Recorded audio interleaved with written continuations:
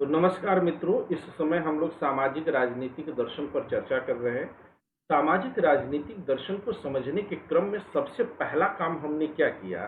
सामाजिक राजनीतिक दर्शन को समझने के क्रम में पहला काम हमने जो किया था, वो ये किया था कि हमने सामाजिक राजनीतिक दर्शन का परिचय लिया और फिर हम लोगों ने सामाजिक राजनीतिक दर्शन के जो आयाम हैं, जो उसके विषय वस्तु हैं, उनको भी हमने अच्छे से समझा है। ठीक है। और मैं पहले भी कह चुका हूं कि कोई भी ज्ञान नया नहीं होता है।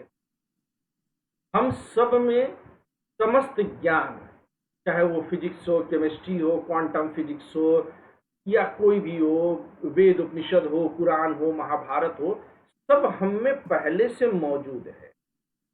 हमें उसे एक्टिवेट करना होता है। एक्टिवेशन चाहिए हमको। एक्टिवेशन मिलता कब है?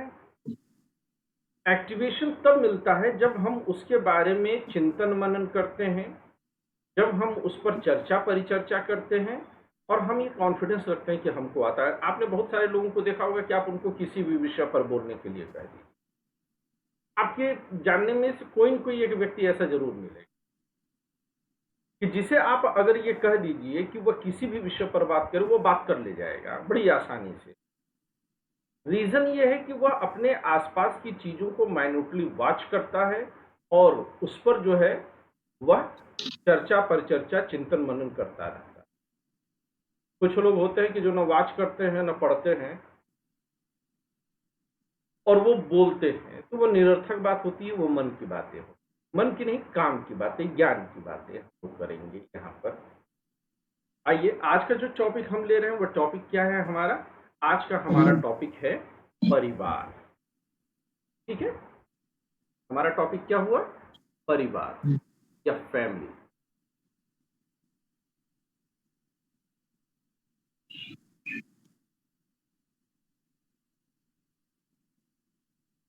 फैमिली के बारे में अगर कोई एक बात कहनी है तो आप सभी लोग जानते हैं कि आपके जीवन में अगर सबसे महत्वपूर्ण कोई चीज है तो वह फैमिली है। आप में से कोई भी अपने परिवार को छोड़ नहीं सकता। ये वो संभव है कि हम किसी कारण से अपने परिवार से अलग आए हों, कभी पढ़ाई लिखाई के लिए, तो कभी किसी काम काज के लिए, तो कभी जो है मुंह फुला करके आए हों, पर हम कभी भी परिवार को छोड़ते नहीं हैं। हम परिवार में हों या परिवार में ना हो, परिवार में हमारा मन हमेशा लगा रहता है। हमारी जो सोच है, उस सोच का एक बड़ा हिस्सा हमारे परिवार से मिलता। मैं पहले भी इस मुद्दे पर बात कर चुका हूं कि हमारा जो सोच है वह दो, हमारी जो विचारधाराएं हैं, हमारी जो सोच है, इसके पीछे दो, ये दो बिंदु कौन कौन से हैं? पहला एक सामाजिक और दूसरा व्यक्तिगत। जो सामाजिक विचारधारा होती है, परिवार से पाई गई विचारधारा उसमें शामिल है। एक टीवी डिबेट में मैं था, एक नारीवादी महिला मेरे सामने थी, अच्छी उनकी सोच है। मैं वास्तव में मिसेस जैदी, मैं उनको जो है साधुवाद देता हूं कि जिस तरह से उन्होंने जो है अपनी बात को रखा। लेकिन जब जैदी जी बात कर रही थी तो उन्होंने कहा कि बहुत सारी महिलाएं हैं जो स्वयं महिलाओं की मदद नहीं करती हैं, और इसके पीछे का सबसे बड़ा कारण यह है कि उन महिलाओं की सोच कहां से निर्मित हुई है। इंडिविजुअल सोच नहीं है। आप किसी महिला को आप 22 साल 23 साल घर में बांध करके देखिए,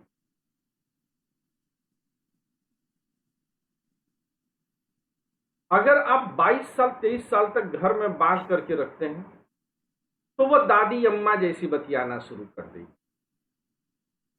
प्रवचन देना शुरू कर, और वो भी विशेष तौर से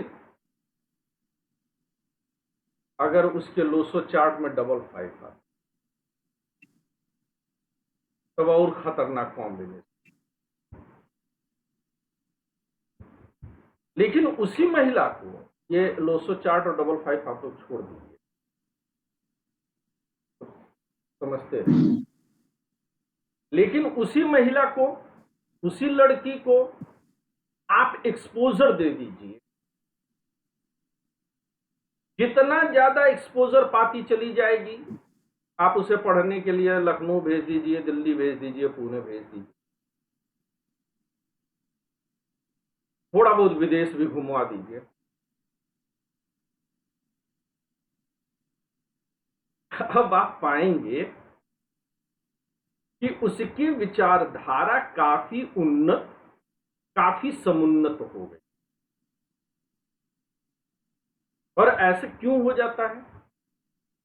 क्योंकि उसका जो दायरा था वह दायरा बढ़ रहा है। यानी कि समाज किसी एक बिंदु पर सिमटा हुआ नहीं है। समाज कैसा है? समाज का दायरा लगातार बढ़ता है। पहले आपका समाज छोटा सा होता है, फिर आपका सामाजिक दायरा बढ़ता है, फिर आपका सामाजिक दायरा थोड़ा और बढ़ता है, और ये बढ़ता ही नहीं है, ये बदलता है। एक मूवी में गाना आया था, चॉकलेट टॉफियां गुड़िया अब सब लगती हैं बेकार की बातें, कुछ ऐसे करके गाना था। मुझे नहीं पता कि पूरा गाना एग्जैक्टली क्या था, कुछ तत्व था। आप में से किसी को गाना याद है? वो गाना भी उस बदलते परिवेश पर कुछ हद तक फोकस करता है। हालांकि वह जैविक और मनोवैज्ञानिक बदलाव पर ज्यादा बात करता है, लेकिन सामाजिक बदलाव भी उसमें करता है। तो समाज का दायरा बढ़ता है। आप एक जगह पैदा होते हैं, प्राइमरी स्कूल में पढ़ते हैं, दुनिया जहान वही लगती है, लगता है कि इससे मेरी जिंदगी भर दोस्ती रहेगी, उसी के साथ सब कुछ बांट के खाते हैं। 5 क्लास और आगे बढ़ जाइए,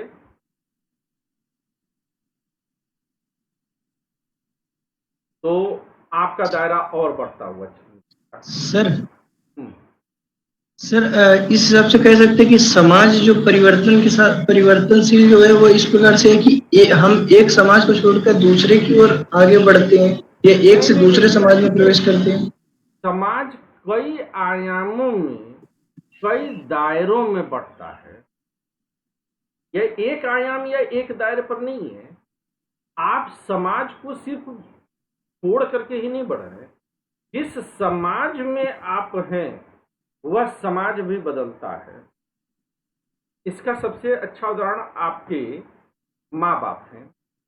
जब आप जो है सुसु पॉटी करते थे पैंट में, चड्डी में, है ना, जब आप इतने छोटे थे कि कहा जा सकता था कि चड्डी पहन के फूल खिला था, तो आपके माता पिता आपके सुसु पॉटी भी बर्दाश्त कर लेते थे। बर्दाश्त ही नहीं करते थे, प्रेम पूर्वक। बर्दाश्त करने की चीज नहीं होती है ना। कभी आप छोटे रहे होंगे, पेंसिल लेकर के खरोच भी दिए होंगे पिताजी को, नहीं बोले होंगे। लेकिन कुछ बड़े हो जाइए,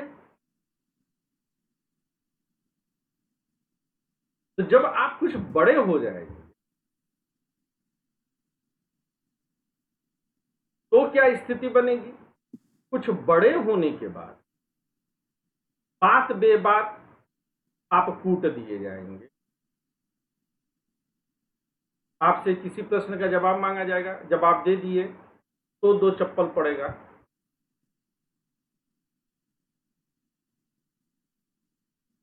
जवाब दे रहा है, नहीं देंगे तो 2 चप्पल पड़ेगा कि जवाब दे नहीं दे रहा है। फिर आप कुछ और बड़े होंगे, आपका दायरा थोड़ा और बढ़ेगा। अब की बार क्या होगा? Good morning sir. Very morning.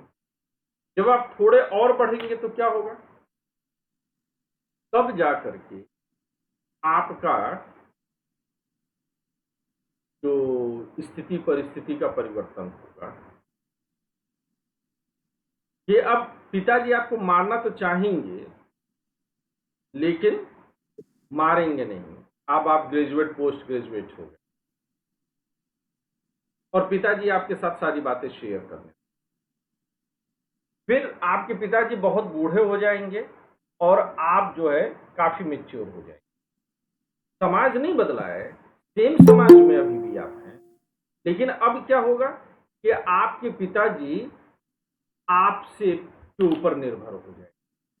मारिएगा मत, अब उनको बचपन का बदला मत निकालिएगा, उसके लिए आपको अपना खुद का पैदा करके तब उसको,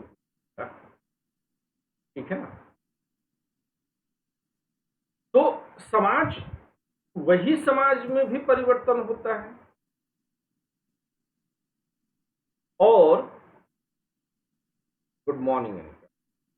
और कई बार आपका समाज बदल भी जाता है, कानपुर से वो बदल करके इलाहाबाद हो जाता है और जब इलाहाबाद से आप 1.5 साल बाद ही आते हैं तो आपको वो कानपुर वही कानपुर नहीं नजर आता, वो बदल चुका होता है। तो स्थिति परिस्थिति समयानुसार बदलती रहती है। तो परिवर्तन किसी एक आयाम में, वस्तुतः आपके प्रश्न में जो बात छिपी हुई है वह क्या है कि क्या परिवर्तन सरल रेखा में चलता है, इधर से परिवर्तन इधर चल देता है? तो ऐसा नहीं है। परिवर्तन कुछ ऐसे ऐसे ऐसे ऐसे ऐसे ऐसे ऐसे निरंतर चलता है, मल्टी डायमेंशन। आपकी खुद की सोच में परिवर्तन आएगा, है ना। आप 14-15 साल की किसी लड़के से पूछिए तो उसके अंदर यही होता है कि मैं शादी नहीं करूंगा, मैं शादी नहीं करूंगी, मैं बाबुल का घर नहीं छोड़ूंगी। आप 20-25 साल हो जाने दीजिए, 26 साल हो जाने दीजिए, तो तौलिया लेकर के पूरे घर में घूमेंगे कि मेरी शादी करवाओ, मेरी शादी करवाओ। कई लोगों का तो सितंबर से अक्टूबर होने में, जिनका ब्याह अक्टूबर में तय हो, तो सितंबर से अक्टूबर होने में उनको लगता है कि 2-4 साल का समय गुजर गया। इस सितंबर इतना लंबा क्यों जा रहा है? ऐसा भी लोगों के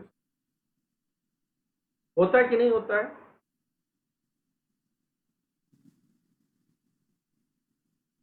अरे कुछ हाँ नाम बताया करिए आप लोग भी ना।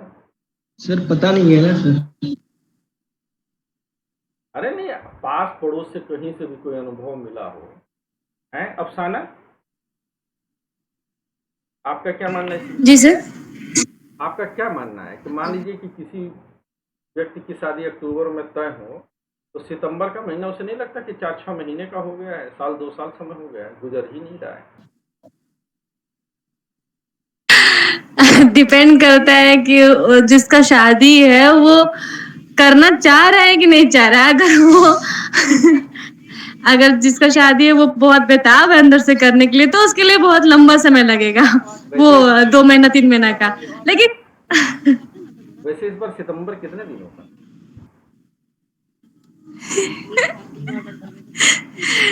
सर हम क्या कर रहे हैं? हम पूछ रहे कितने दिनों का था सितंबर? 30। 30 ही दिन का था ना, तब ठीक। जी।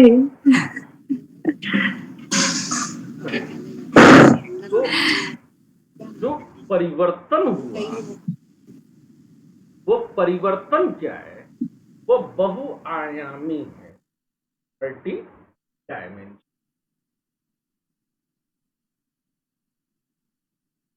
अब ये बात समझ में आ गई? परिवर्तन शरीर में भी होगा, परिवर्तन सोच में भी होगा, परिवर्तन रिश्तों में भी होगा, परिवर्तन मौसम में भी होगा। तो परिवर्तन ही एकमात्र अपरिवर्तनशील, ठीक है ना। तो अब समाज के बारे में जब हमने बात किया, तो मैं ये वाला जो है गोला मिटा दे रहा हूं। इस गोले की हमको जो मिट जा भाई, काहे नहीं मिट रहा है?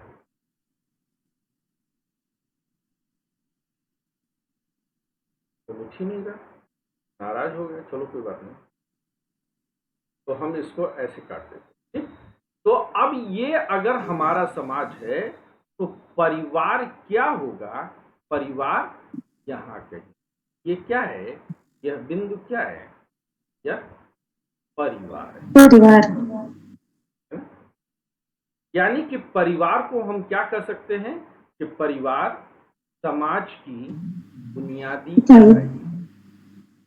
परिवार क्या है? समाज की। याद रखिएगा कि यह कोर्स मैं इस तरह से पढ़ा रहा हूं कि यह कई सारी जगहों पर काम आवे।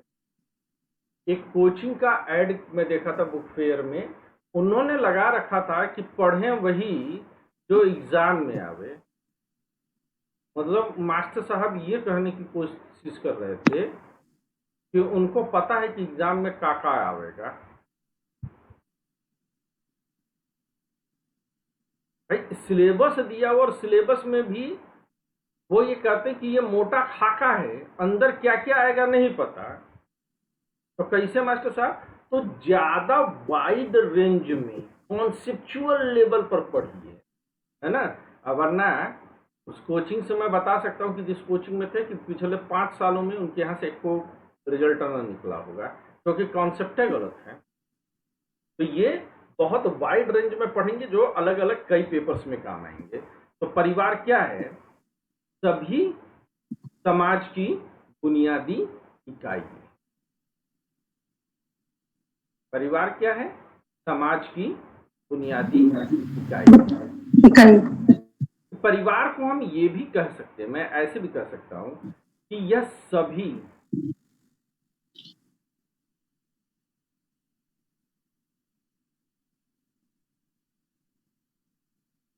आधारभूत नहीं, यह सभी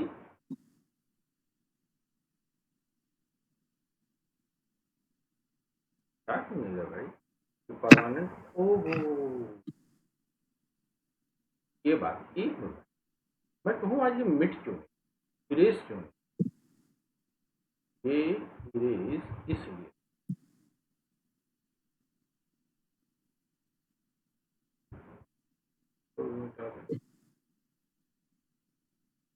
ये अगर इरेज नहीं होगा तो लिखना मुश्किल हो जाएगा हमारे।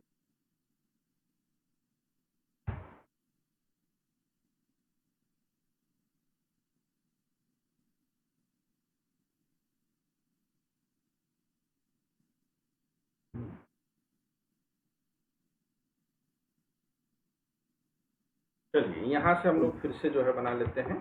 हम लोग क्या पढ़ रहे हैं? परिवार या फैमिली। ठीक है, इसके बारे में हम लोगों ने पहला कॉन्सेप्ट क्या पढ़ा कि परिवार समाज की बुनियादी इकाई।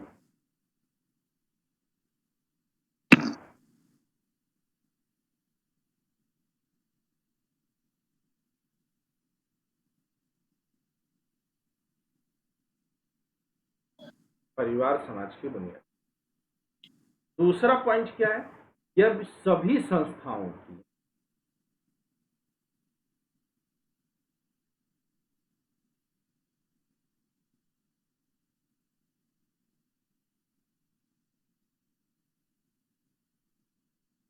आधारभूत संस्था। यह सभी संस्थाओं की आधारभूत संस्था। All done? क्लियर है? अब यस सर। ये परिवार विकसित कैसे हो? तो परिवार वस्तुतः शुरुआत जो होती है वह बायोलॉजिकल रिलेशनशिप पर होता है ना। ये परिवार का प्रारंभ कहां से होता है? तो जीव शास्त्रीय। सपना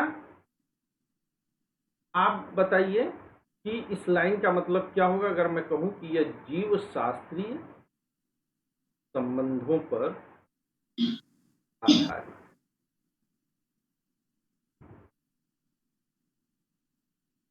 सपना, इसके कहे जाने का मतलब क्या है?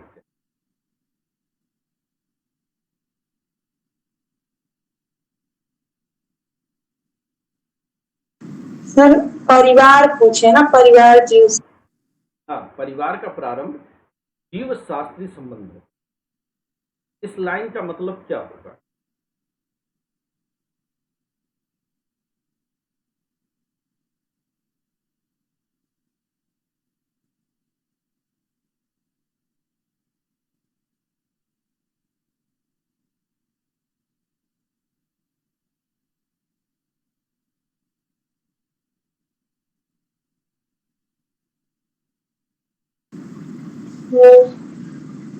सर मुझे मतलब बता रहे हैं, देखिए सर, संतान उत्पत्ति।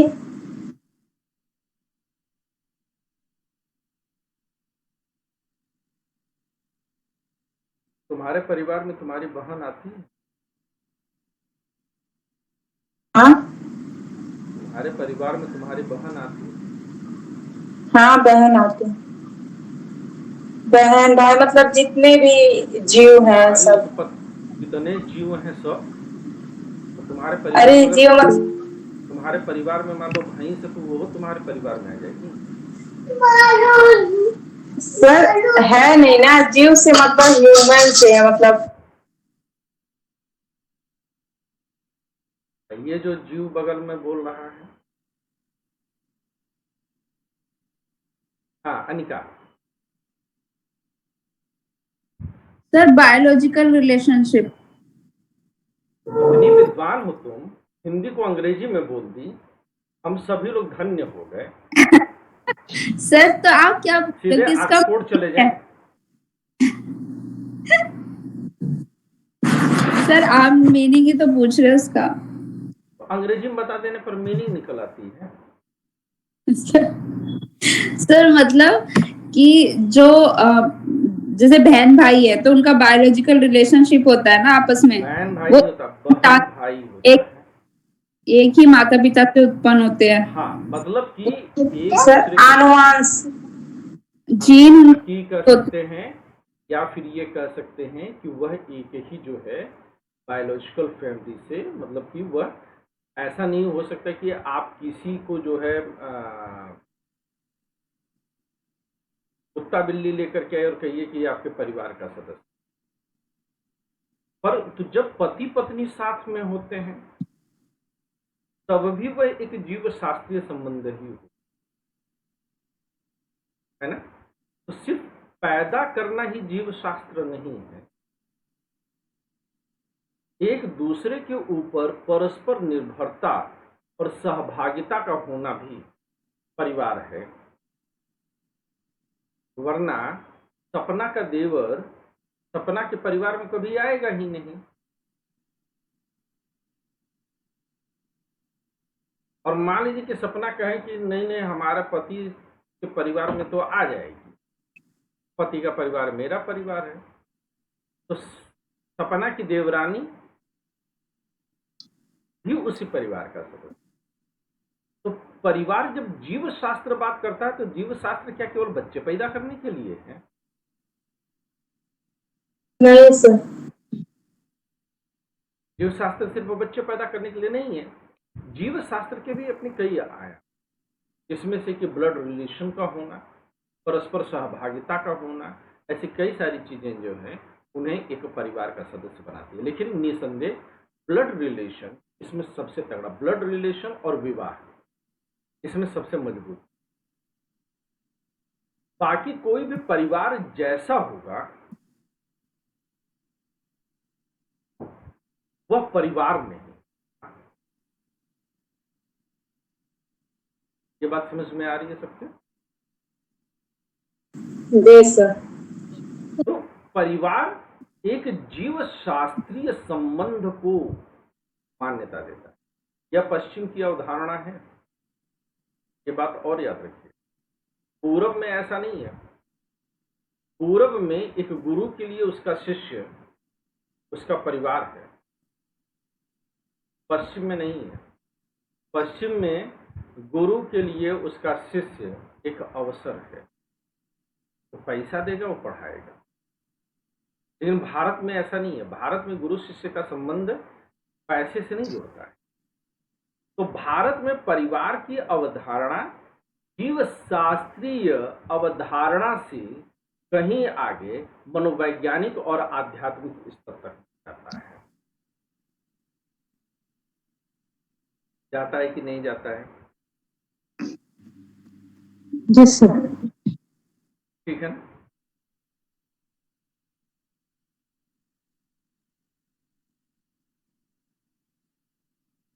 आगे लिखिएगा, समाज में परिवार ही सर्वाधिक महत्वपूर्ण समूह।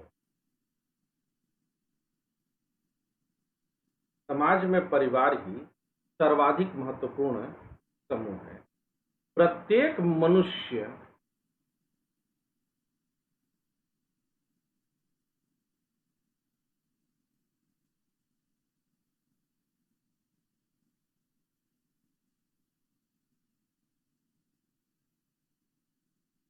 किसी न किसी परिवार का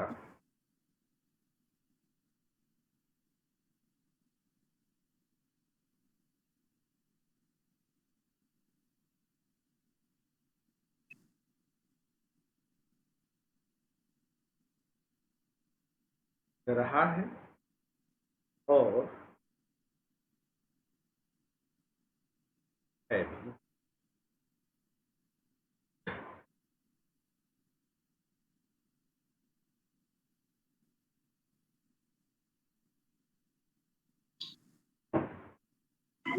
अब तेरे पीछे का बैकग्राउंड देखकर ना मन में बहुत लालच आता है, बहुत तरसते हैं इस तरह के बैकग्राउंड के लिए। आज घर में बैठ करके बात कर रहे थे अपनी वाइफ से कि कहीं चलते हैं घूमने, ऐसा खुला वातावरण हो, एक चटाई सी बिछी और हाथ में किताबें हो, और तू तो एकदम से जो है वही ले करके बैठी। गजब है तू। ठीक है ना? आगे लिखिए जरा। इस वक्त हम हरियाणा में है सर, इसलिए निधि से पूछ रहे थे। हरियाणा में कहाँ पर है तू? मधुबन। कहाँ पर? मधुबन। तो कोई ट्रेनिंग वगैरह पे आई है? करनाल में ऑल इंडिया का गेम चल रहा है सर, करनाल मधुबन में। हरियाणा पुलिस एकेडमी में हम लोग यहाँ पे ठहरे हुए हैं, और ये मतलब पुलिस गेम होता है, तो उसी में पार्टिसिपेट जिसमें किए थे, तो वही सिलेक्शन हुआ था, तो वही यहीं पे अभी आज तो गेम कौन है। सा गेम तू खेलती है? बॉक्सिंग। भगवान तेरे होने वाले पति की हर तरह से हिफाजत करे। एक तो पुलिस वाली ऊपर से खेल रही है बॉक्सिंग, तो तेरा गेम हो गया कि नहीं अभी?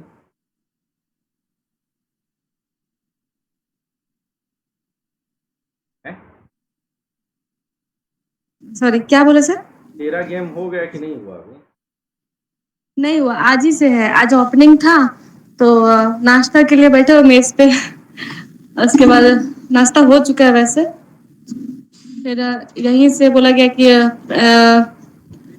गेम शुरू होगा, ओपनिंग होगा, तो बोले जब शुरू होगा तो बुला लीजिएगा। फिलहाल बहुत खुले खुले जगह में हम लोग भटक रहे। तुम्हारे यहाँ से निधि की जो डिस्टेंस है वो ठीक ठाक है। निधि चंडीगढ़ का जो बॉर्डर पड़ता है ना, पंचकुला, वहां पर है। वही पूछ रहे थे हम निधि से कि कहाँ है यहाँ पे, तो वही बोले कि वहां से 400 किलोमीटर आ गया। हम लोग तब तो रहने दो। बहुत दूर है वो। तुम जो है दिल्ली बॉर्डर के करीब, वो चंडीगढ़ के करीब। चलो आए। प्रत्येक मनुष्य किसी न किसी प्रकार,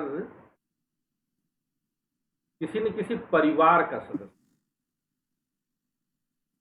किसी न किसी परिवार का सदस्य रहा है और है भी। यह एक परिवार एक विश्वव्यापी और सार्वभौम संस्था है। और मनुष्य के अलावा और भी जितने जीव जंतु हैं उनके यहाँ भी परिवार का कॉन्सेप्ट पाया जाता है। परिवार एक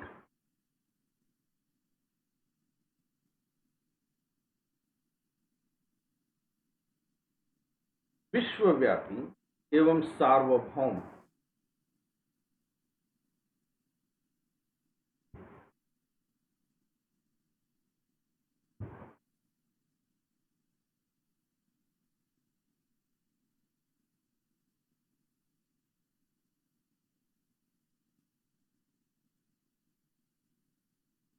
सामाजिक संस्था है।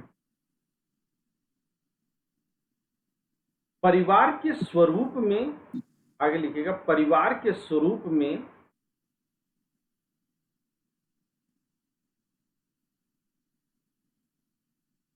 समाज के सभी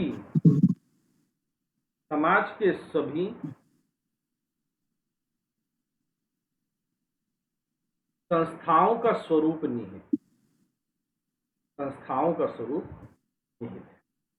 यानी कि समाज में जितनी तरह की संस्थाएं पाई जाती हैं उनका कोई न कोई आकार प्रकार परिवार में भी पाया जाता है। जैसे राज्य में सर समूह नहीं है कि समूह है? क्या पूरी लाइन बोल तो बताओ।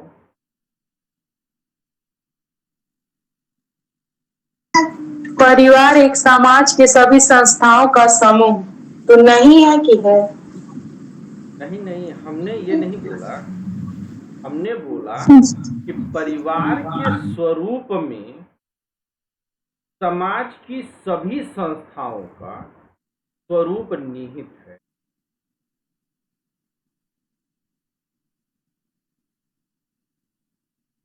ठीक है ना सपना? हाँ सर। यही लिखा ना। अब जैसे राज्य तो पिताजी मुखिया, माताजी गृह मंत्री, बहन इंटेलिजेंस ब्यूरो और भाई निरीह जनता। बहनों का काम क्या होता है? भाइयों की दिन रात चुगलखोरी का। इस बात से सहमत हैं आप लोग?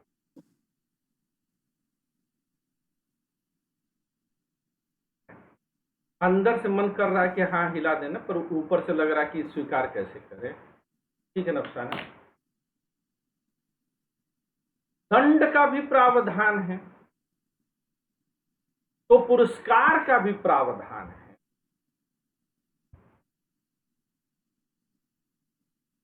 आपने देखा होगा कि परिवार में प्रायः लड़कियों के साथ भेदभाव होता है। लड़कों का दिमाग इतना खुला हुआ, इतना चेतन, इतना विकसित अवस्था में क्यों होता है और अपेक्षाकृत लड़कियों का उनके मुकाबले कम होता है? ऐसा क्यों? इसके पीछे वजह यह है कि हमारी जो मस्तिष्क का संचार तंत्र है वह हमारी रीढ़ की हड्डी की तरफ से गुजरता है। समस्त जीव द्रव्य यहीं से फ्लो करता है, आता है, जाता है।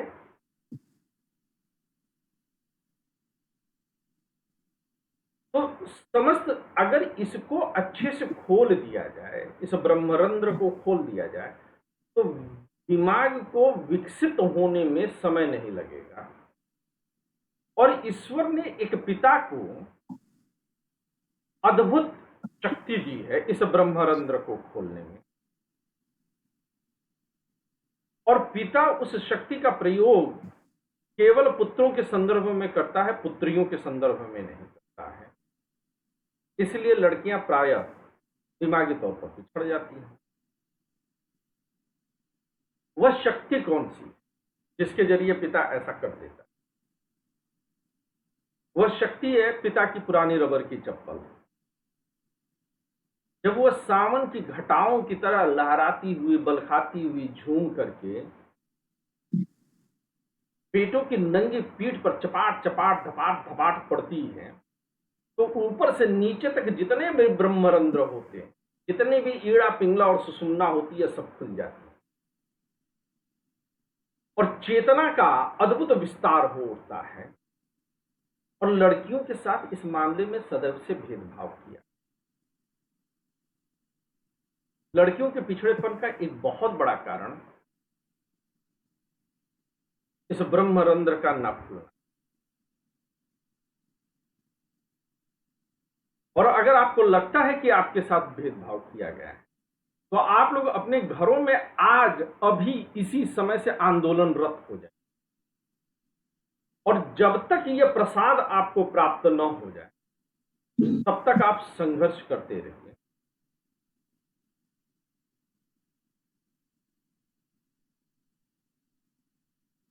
ये मूल जगह थी बेटी, जिसने लड़कियों को कमजोर रखा। तो आंदोलन करिए, जब तक पिता चप्पल ले करके आज आपको कायदे से कूट ना दिए तब तक रुकिएगा मत। आज आप लोग भी इस ब्रह्मरंध्र का खुलना देखिए। अरे सर, मुझे तो मिला है ऐसा प्रसाद, लेकिन मेरा कौन सा खुल गया? कब मिला? अगर नहीं खुला बेटा तो गुरु भी पिता की तरह होता है। मुझे अवसर दो, मैं खोलूं। अरे सर, आप भी तो मारे हैं। हम मारे ना, 6 ही महीना में बंद हो गया मारना। और वहां तो केवल छड़ी से मारते थे, चप्पल से, पुरानी रबर की चप्पल से जब मारा जाता है, और वो भी सर से लेकर के पीठ तक तर तर तर तर तर तर तर तर तर तर तर तर जैसे सावन की घटाएं बरसती हैं, जब वो बरसता है तब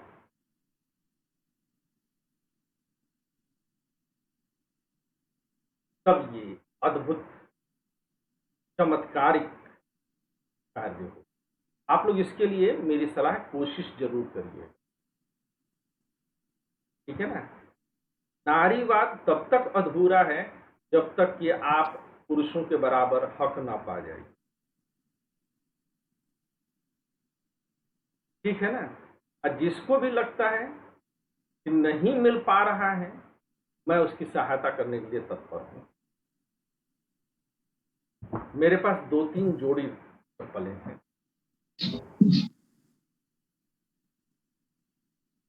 ठीक है। और ये देखो, मैं अकेला टीचर हूं तो नारीवाद के प्रति इतना समर्पित। आप लोग इतना पढ़ करके बड़े हो गए होंगे, आज तक ये भेदभाव आपके साथ हुआ, ये किसी ने समझाया नहीं होगा। आगे लिखिए जरा। तो परिवार क्या है? एक विश्वव्यापी और सार्वभौम सामाजिक संस्था। और परिवार में समाज की सभी संस्थाओं का स्वरूप नहीं, परंतु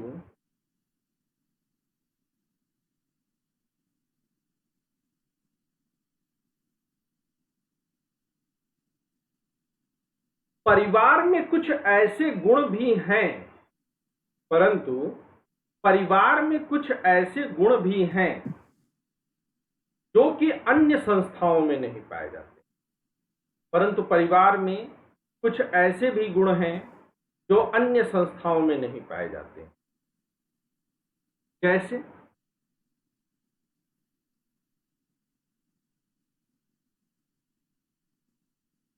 परिवार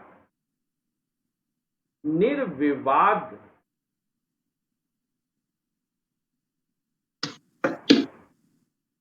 रूप से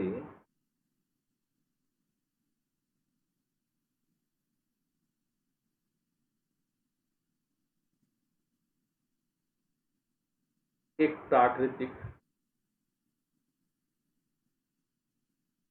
संस्था है। परिवार निर्विवाद रूप से एक प्राकृतिक संस्था।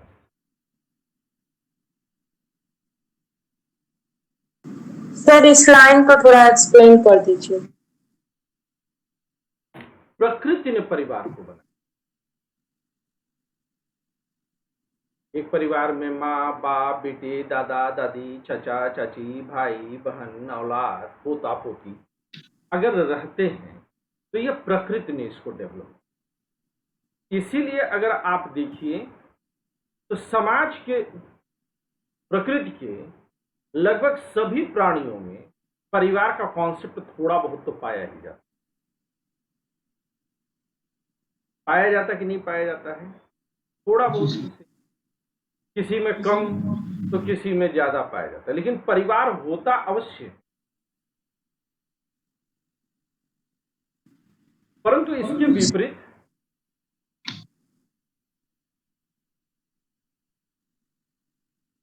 सर थोड़े के अंतर्गत कौन आएगा? कुकुर बिला।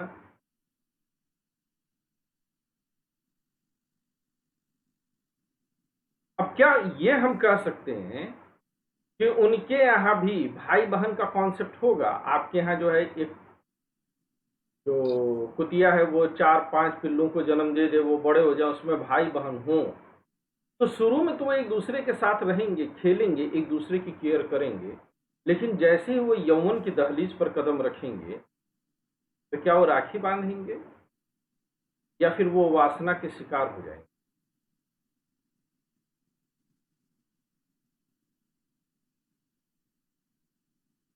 वहां पर हो सकता है कि कुत्ते का एक बच्चा अपनी ही मां के साथ आगे चल करके संभोग कर ले, सेक्स कर ले, और होता भी है। चिड़िया का बच्चा, चिड़िया वो बड़ा हो जाता है, चिड़िया उसे अपने घोंसले से हटा देती, वो खुद घोंसला छोड़ करके हट जाता। उनके यहाँ इस तरह का कॉन्सेप्ट नहीं पाया जाता, परंतु मनुष्यों में यह अपेक्षाकृत ज्यादा होता है। मधुमक्खी रानी जिस मधुमक्खी के साथ जो है सेक्स करेंगी, बाकी मधुमक्खियां उसको मार डालेंगी।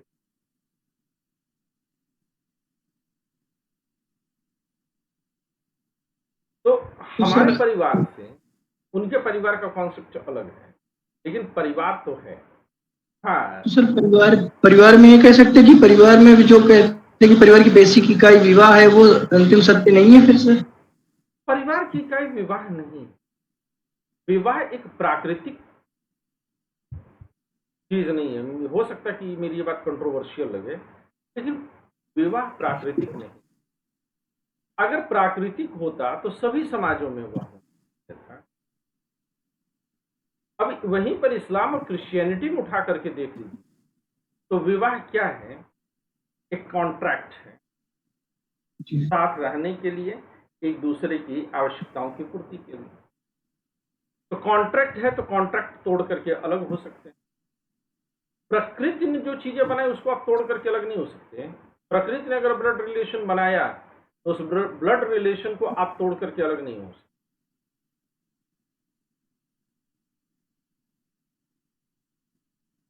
प्रेम प्राकृतिक है, सेक्स प्राकृतिक है, विवाह प्राकृतिक नहीं। विवाह सामाजिक मान्यता है। इसका यह मतलब नहीं कि मैं विवाह का विरोधी हूं। मेरी इस बात को धर्म हो सकता है कि मानने से मना कर दे,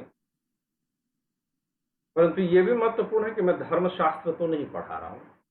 धर्मशास्त्र पढ़ाऊंगा तब वहां पर विवाह का भिन्न दृष्टिकोण बता सकता हूं।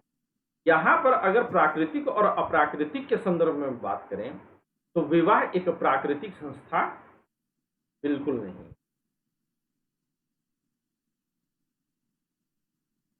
आप और आपके भाई एक परिवार के सदस्य हैं और वो लोग ब्याह करके नहीं हैं। विवाह तो केवल आपके माँ बाप का हुआ था ना। और मान लीजिए कि बचपन में आपके माँ बाप ने एक बच्चे को गोद ले लिया तो अब वह आपका परिवार है। तो परिवार के लिए विवाह मूल इकाई नहीं,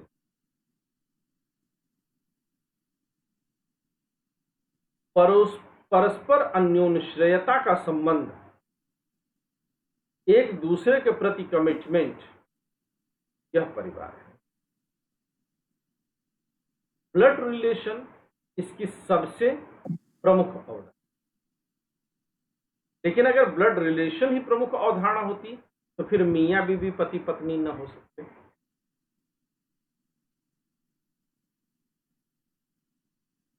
ठीक बात है ना?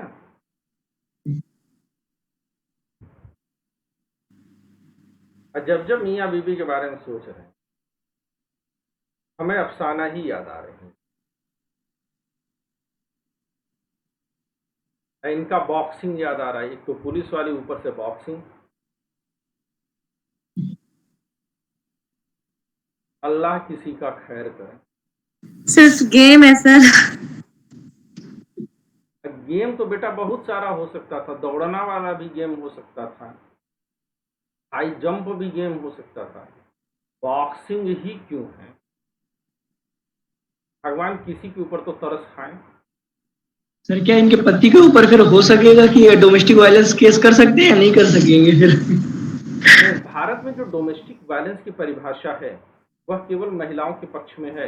ये अपने पति का हाथ पैर भी तोड़ दें तो भी डोमेस्टिक वायलेंस का केस नहीं कर सकता इनका पति।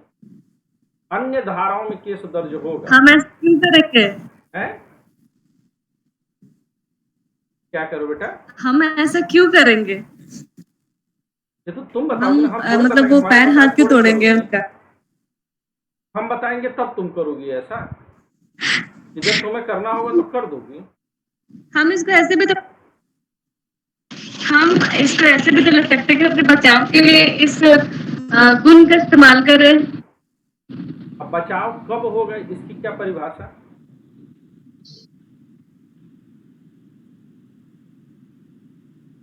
तुम्हें लग जाए कि तुम्हारा पति जो है तुम्हें, वो बेचारा दौड़ करके तुम्हें गले लगाने आए और तुम्हें लगे कि वो दौड़ के तुमको मारने आ रहा है, वो ऐसे करके दौड़ करके आ रहा है। अब कैसे पता चलेगा कि मारने आ रहा है कि जो है गले लगाने आ रहा है? अब तुमने बचाव कर दिया, वो तो बेचारा फिर नहीं बच पाएगा ना।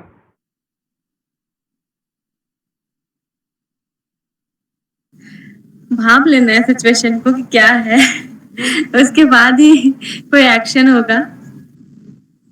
क्या भापने में गलतियां नहीं होती हैं? हम हर बार सबसे सही भापते हैं। और अगर ऐसा भाप सकते तो बहुत सारी लड़कियां जो दुष्चक्रों में फंस रही हैं,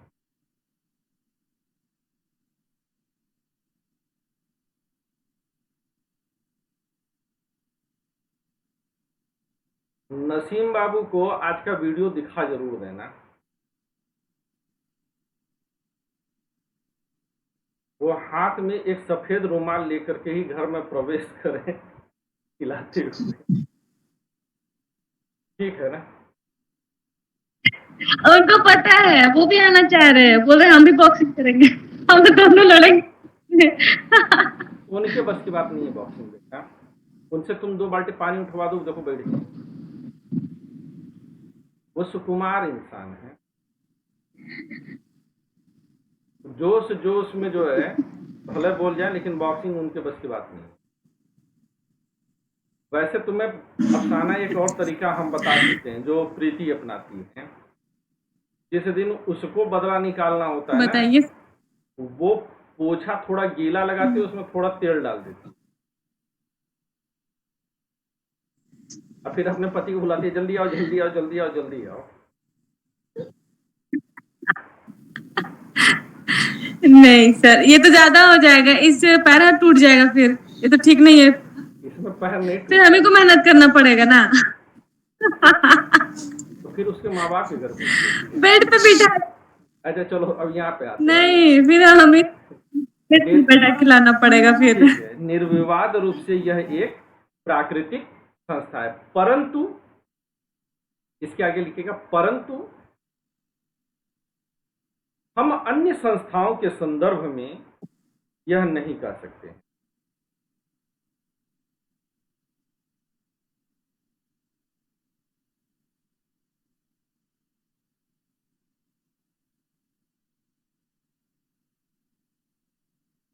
अन्य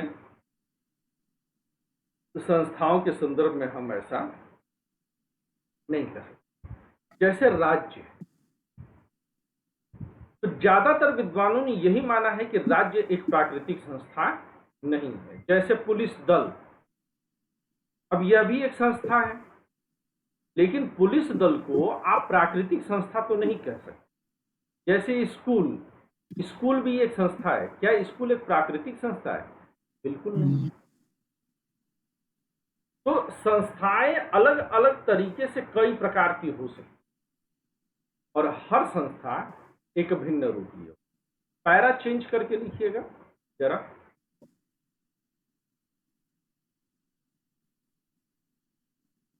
परिवार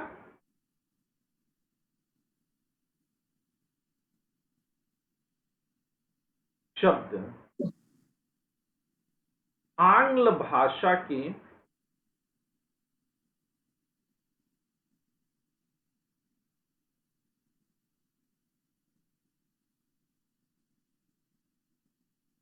फैमिली शब्द का समानार्थक।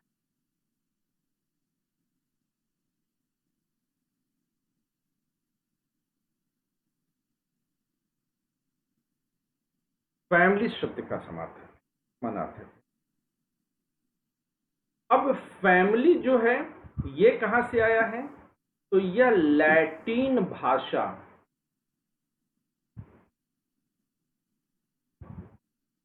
के फैमुलस शब्द से निकला। लैटिन भाषा के फैमुलस, FAMULUS, फैमुलस शब्द से निकला है।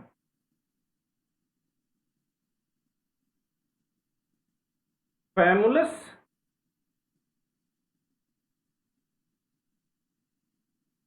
शब्द ऐसे समूह के लिए प्रयुक्त होता है, ऐसे समूह के लिए प्रयुक्त होता है जिसमें माता पिता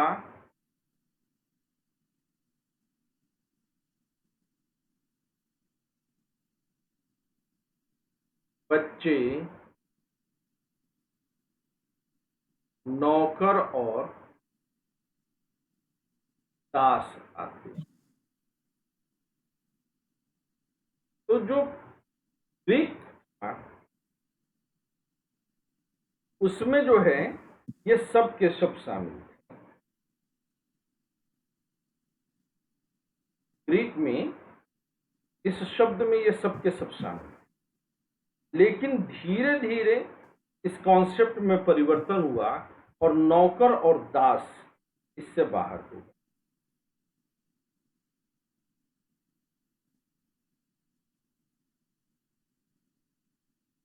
नौकर और दास सब बने हुए। ठीक है ना? Yes sir.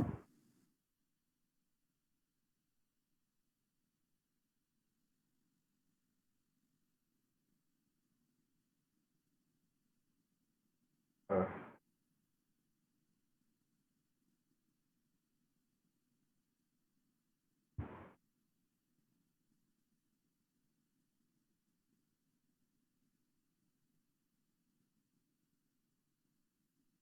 ये मुझे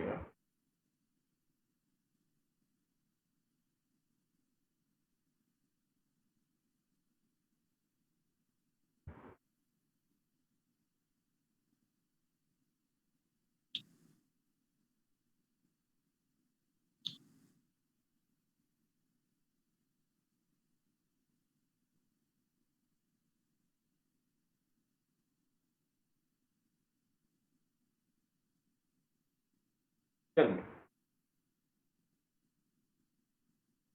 विभिन्न विद्वानों ने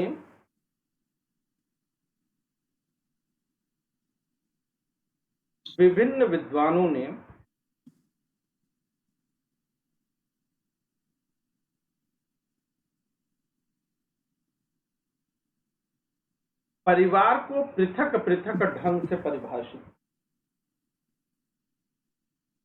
परिवार को पृथक पृथक ढंग से परिभाषित।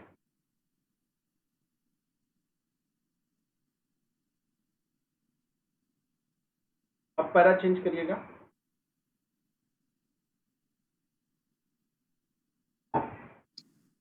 मैकाइवर और पेज के अनुसार, मैकाइवर और पेज के अनुसार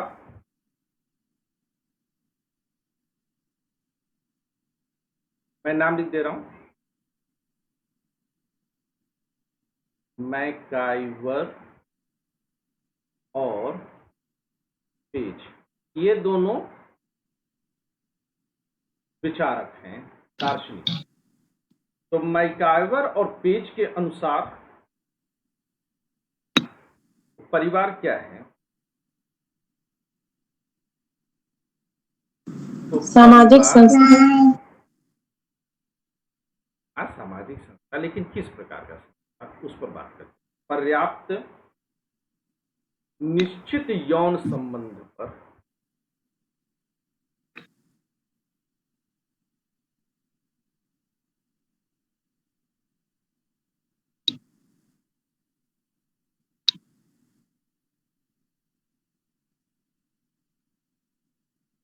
निश्चित यौन संबंध पर आधारित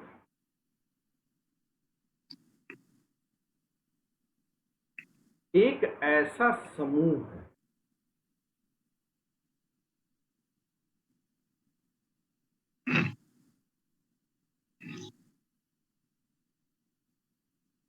ऐसा समूह है जो बच्चों की उत्पत्ति,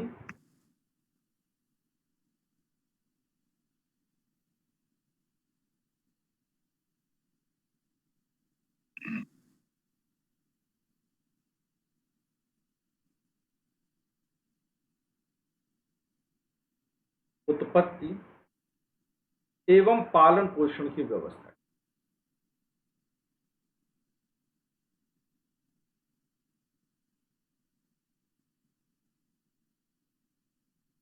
पालन पोषण की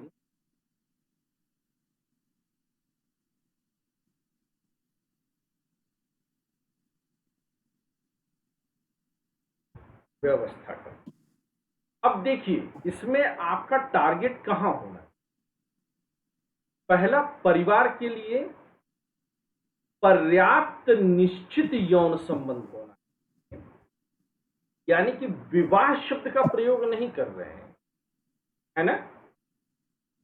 निश्चित यौन संबंध, यानी कि अगर एक्सीडेंटल यौन संबंध बने हैं, जबरन बने हैं, तो उसे पर्याप्त की परिवार की परिभाषा में नहीं रखेंगे। दूसरा, अगर यदा कदा भी बने हैं, आम सहमति से कभी कभार बन जाते हो, तो उसको भी परिवार के कॉन्सेप्ट में नहीं रखेंगे।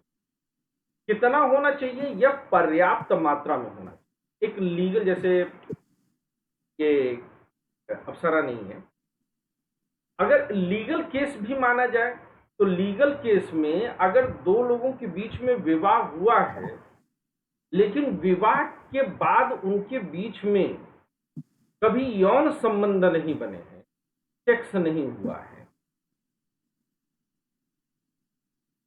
तो उसको कभी भी वैलिड विवाह कानून की दृष्टि में नहीं माना जाता, और यह तलाक का पर्याप्त ग्राउंड है।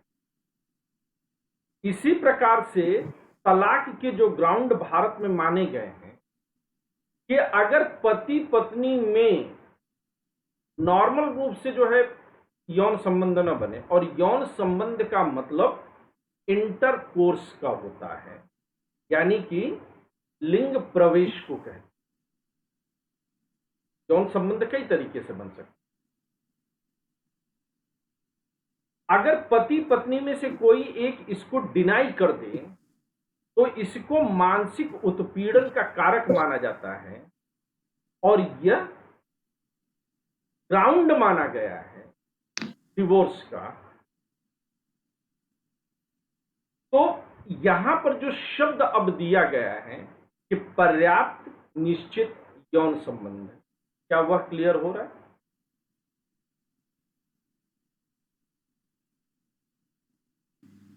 Yes sir. सबको क्लियर है? निधि, सपना, जी सर। ठीक है।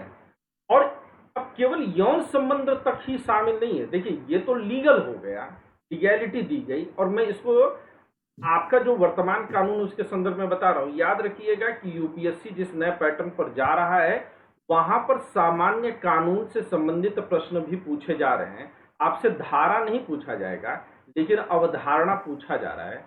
1 या 2 प्रश्न इधर पिछले कई सालों से लगातार सामान्य विधि के प्रश्न पूछे जा रहे हैं। अगर आप लोग उठा करके देखेंगे तो आपको मिलेगा, हर बार मिलता है कि नहीं मिलता है? मिलता है ना। कभी वो जमानत पर पूछ लेंगे, कभी पैरोल पर पूछ लेंगे, इस तरह के Yes, प्रश्न sir. पूछे जा रहे हैं। तो आज नहीं कल तो इस तरह के प्रश्न आएंगे, आप उसके लिए तैयार रहिए, ठीक है। इसलिए एफआईआर वगैरह सब चीजों पर जो है आपको टाइम टू टाइम मैं कोशिश ये करूंगा कि आप लोगों को सामान्य विधि से रिलेटेड भी कुछ क्लासेस कराया जाए। हालांकि मैं अपनी क्लास के दौरान बातचीत के अंदाज में मैं सारे कानूनों पर आप लोगों से बहस करता रहता हूं, ठीक है। इसमें और जो है मैकाइवर और पेज जो बोलते हैं, अब ये नाम याद रहने चाहिए आंसर राइटिंग के साथ, ठीक है। जिन लोगों ने बीएड वगैरह कर रखा है उनको भी परिवार क्या ये कॉन्सेप्ट और मैकाइवर और पेज की अवधारणा पढ़ाई गई। अगर तुम्हें याद हो, और कहते हैं कि बच्चों की उत्पत्ति और पालन पोषण की व्यवस्था करता हूं, यानी कि एक मजबूत सामाजिक आर्थिक नींव हो। अब भारतीय शास्त्रों में सेक्स क्यों होगा?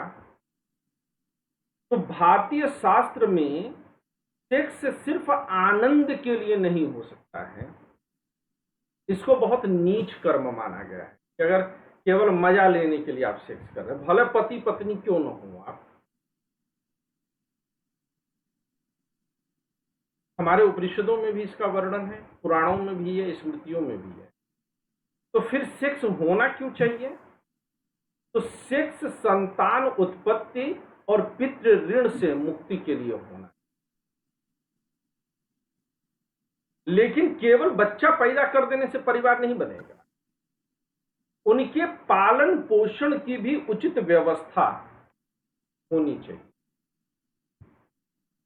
अब इस मैकाइवर और पेज के डेफिनेशन को पढ़िए और देखिए कि कितनी क्लैरिटी आई।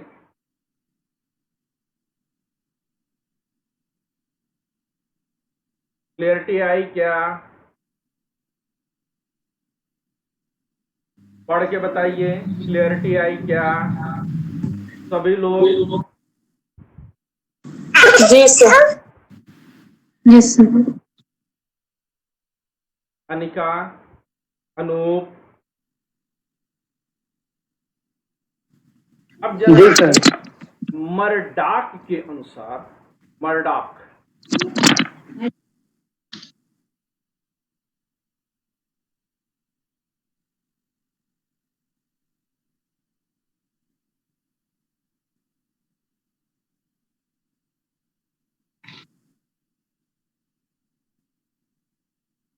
अब एक डेफिनेशन और लिखिए।